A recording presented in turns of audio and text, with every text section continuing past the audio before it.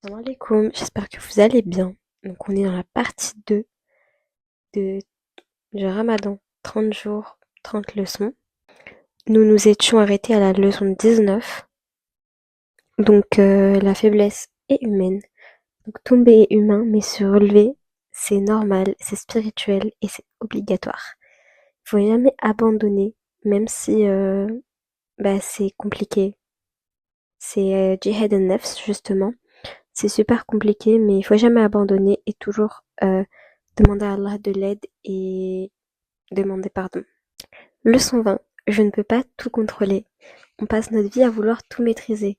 Les gens, les situations, les réponses, l'avenir. Comme je disais encore tout à l'heure. Et le ramadan, il vient casser cette illusion. Quand tu jeûnes, tu te rends compte que tu ne contrôles pas ta fatigue, ton humeur, ton corps, ton énergie. Et pourtant, tu continues. Donc le ramadan ici va venir apprendre une chose importante, c'est que tu contrôles pas tout, mais tu peux contrôler comment tu réagis. C'est pareil avec ce que je disais tout à l'heure avec les paroles. Tu peux contrôler ce qui sort de ta bouche.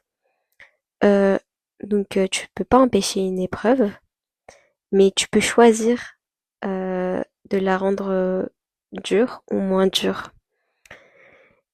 Et tu peux pas contrôler non plus les autres, mais tu peux contrôler tes paroles, tes actes et tes intentions. Et ça, c'est une vraie liberté. Et enfin, le ramadan nous prépare pour l'après. Leçon 21. Je peux parler à Allah simplement. T'as pas besoin de grands mots, tu peux lui parler comme tu parles à quelqu'un qui t'aime, que t'aimes plutôt.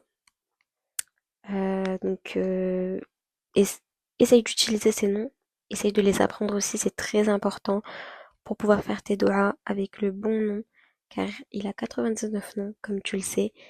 Euh, et c'est important de comprendre et de savoir pour mieux le connaître et mieux l'aimer. Leçon 22. Je suis responsable de moi. Je ne contrôle pas les autres, je contrôle mes choix. Donc, euh, c'est vrai qu'autour de toi, on peut te blesser, on peut te faire du mal, mais dis-toi que tu ne contrôles pas leurs mots, tu ne contrôles pas leurs gestes. Mais toi, tu contrôles ce que tu peux leur rendre. Donc, si quelqu'un t'insulte pendant ce mois, par exemple, ou même hors ce mois de Ramadan, tu peux choisir de lui répondre, comme tu peux choisir de garder le silence et de le laisser. Et c'est ça qui va vraiment tout changer. Leçon 23. Je peux laisser ce qui me détruit.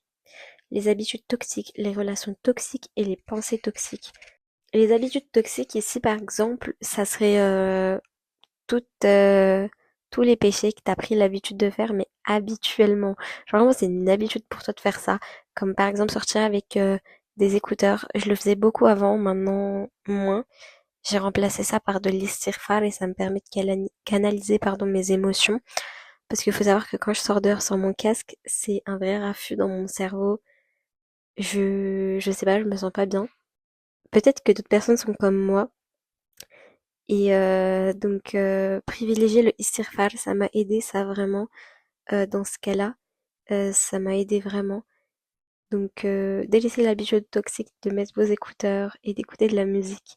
Mais écoutez plutôt soit du Coran, si vous avez vraiment besoin de quelque chose dans les oreilles, parce que bon, je sais que c'est vraiment quelque chose de très très compliqué. Ou bien, faites du istighfar. Les relations toxiques, c'est vraiment les amitiés qui ne vous apportent rien. Euh, les gens qui vont venir vous prendre toute votre énergie pour vous rendre vide de l'intérieur. Ça, faut vraiment, en 2026, je parle en général, même pas pendant le ramadan ou quoi, mais il fait vraiment les extérioriser, les sortir de votre vie. Et les personnes qui vous poussent à faire du mal, vous pouvez toujours les guider et tout ça, mais si vous êtes quelqu'un d'influençable, vaut mieux vous en éloigner. Donc par exemple, vous propose d'aller dans des endroits qui ne sont pas fréquentables, aller dire des choses qui ne sont pas fréquentables, comme la médisance, hein. Ça peut aller d'un truc simple. Une sœur qui médit, tu peux toujours lui rappeler, lui faire le rappel, mais si elle continue et persiste dans sa médisance et qu'elle ne veut pas entendre les rappels, vaut mieux s'en éloigner. Et les pensées toxiques, ça va être vraiment tout ce qui, oui, Allah ne me pardonnera jamais, ça sert à rien que je fasse ça, je suis pas assez pieuse ou pieux.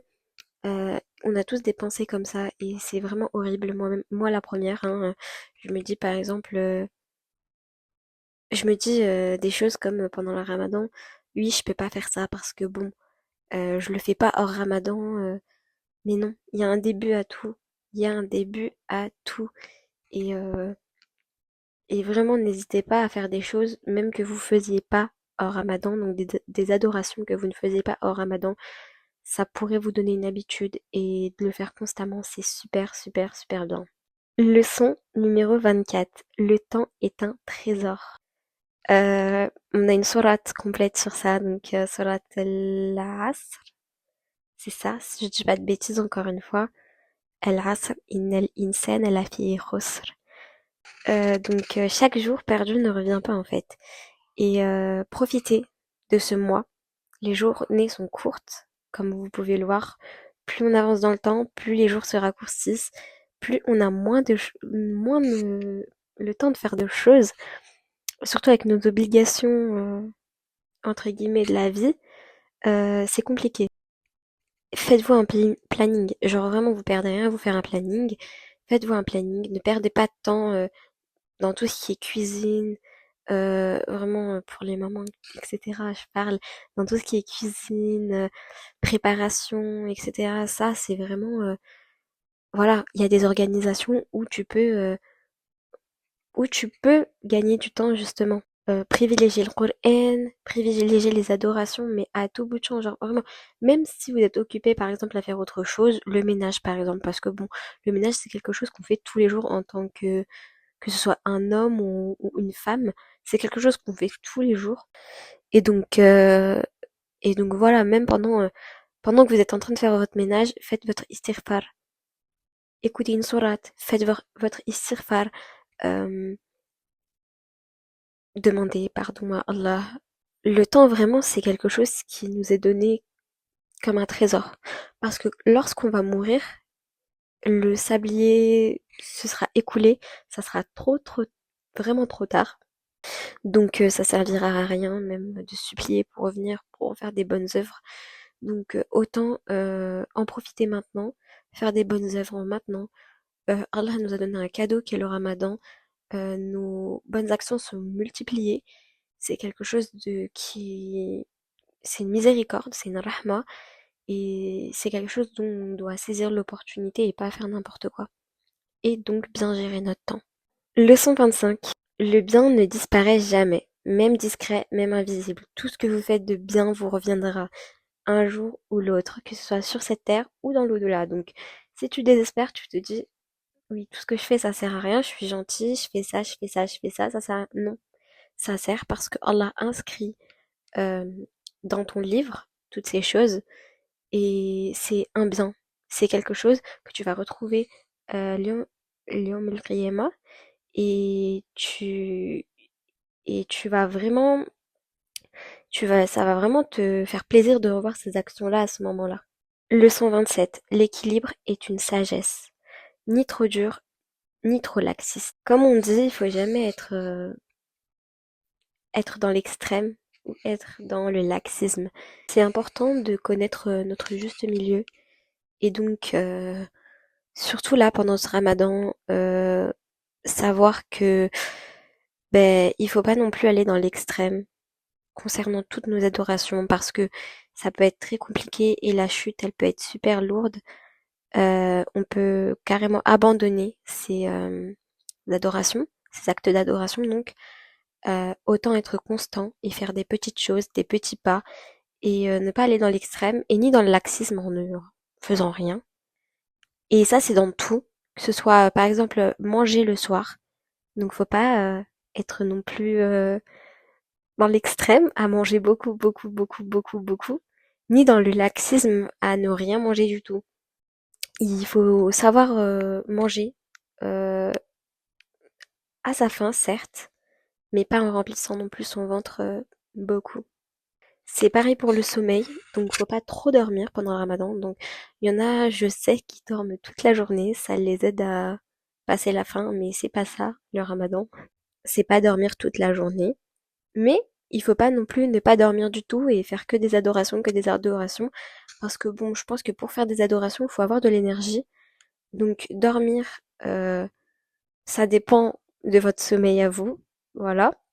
Donc si 4 heures vous suffit, c'est super. Sinon, faites des micro-siestes. Faites des... Surtout pas de grasses matinées, mais faites, dormez tôt, faites des micro-siestes, et je pense que niveau sommeil, vous serez bien. Mais ce qui n'est surtout pas à faire, c'est les grasses matinées et se coucher super super tard.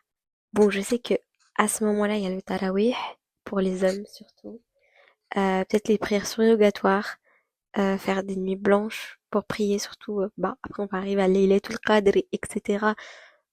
Voilà. C'est pour ça que c'est important de faire des micro-siestes. Voilà, ne dormez pas 1 heure, 3 heures, 4 heures, non. Dormez 30 minutes, c'est suffisant. Parfois même 15 minutes, c'est un sommeil réparateur et c'est super. Mais essayez d'équilibrer votre sommeil à votre manière parce que bon, tout le monde n'a pas bah, le même temps de sommeil. Leçon 28. Le ramadan ne doit pas rester enfermé dans le ramadan.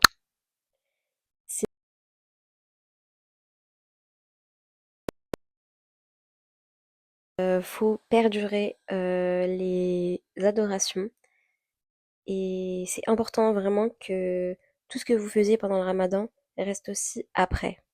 Leçon 29. Dire merci change l'âme. La gratitude allège le cœur, donc n'oublie pas le istighfar et les douas de pardon pendant ce ramadan. Leçon 30. Je ne suis plus exactement la même personne. Il faut que, à la fin de ce ramadan, vous ayez grandi, même un peu, évolué dans votre religion. Et c'est important aussi d'avoir fait cette évolution et de la voir, cette évolution. Donc n'hésitez pas à noter tout dans un carnet. Ça peut aider.